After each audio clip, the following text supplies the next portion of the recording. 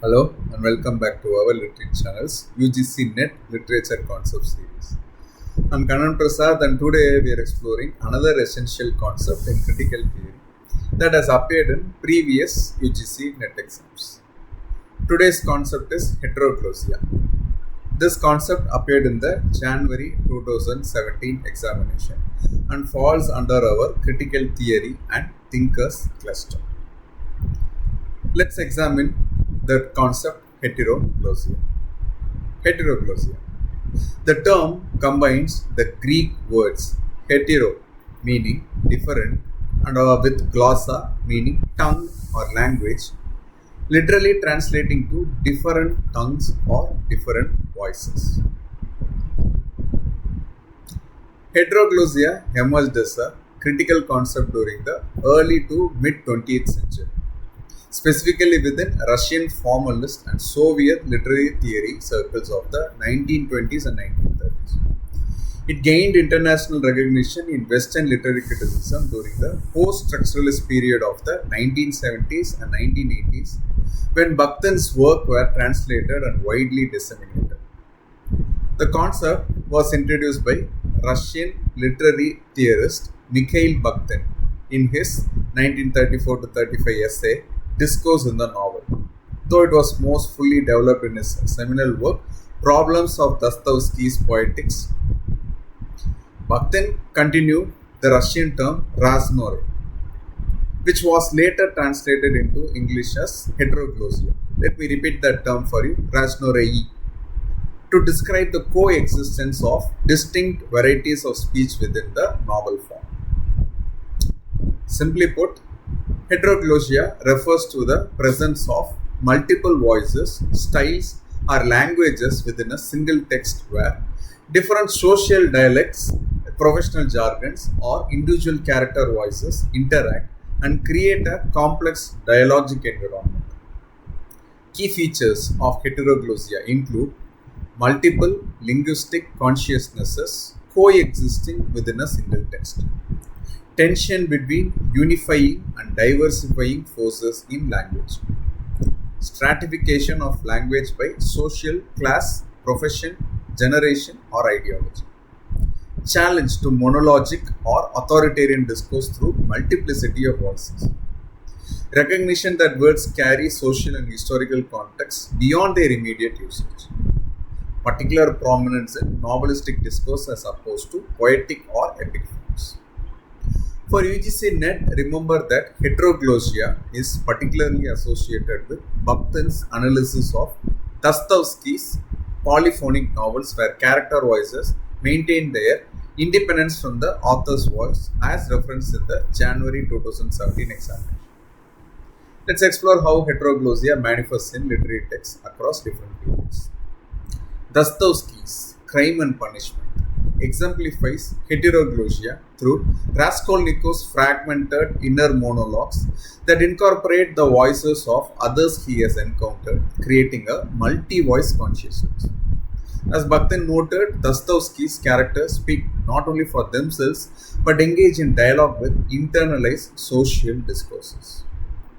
James Joyce's Ulysses represents a modernist explosion of heteroglossia, with each chapter adopting different stylistic registers from newspaper headlines to catechism format, while incorporating Dublin dialects, literary parodies, and scientific jargon. The Circe episode particularly demonstrates heteroglossic principles through its dramatic script format mixing hallucination with reality. Charles Dickens employs heteroglossia through distinctive character idiolects in novels like Great Expectations, where Joe Gargary's working class speech patterns contrast with Miss Havisham's formal diction, creating social commentary through linguistic stratification. Salman Rushdie's Midnight Children exhibits post-colonial heteroglossia through its blend of Indian English, Hindi phrases, and British literary traditions. The narrator Salim's voice incorporates radio broadcasts, political speeches, and family legends, demonstrating how national identity forms through competing discourses.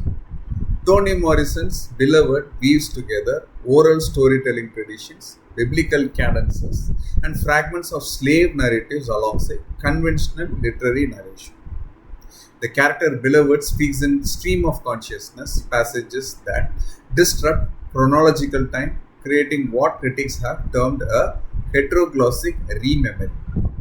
Z.D. Smith's White Teeth presents contemporary multicultural heteroglossia through characters who code switch between Jamaican patois, Bangladeshi influenced English, and upper middle class British speech, demonstrating how identity is negotiated through language in post colonial London. Now, let's test your understanding with a quick quiz.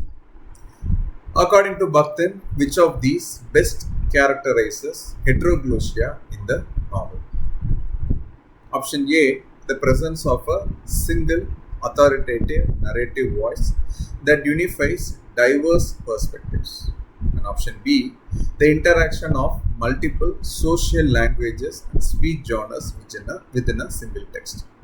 Take a moment to think about it. You may pause the video if you want. The answer is B. Bakhtin's concept of heteroglossia specifically refers to the interaction of multiple social languages and speech genres within a single text. Option A describes monologism, which Bakhtin positioned as the opposite of heteroglossia, where a single authoritative voice dominates the text.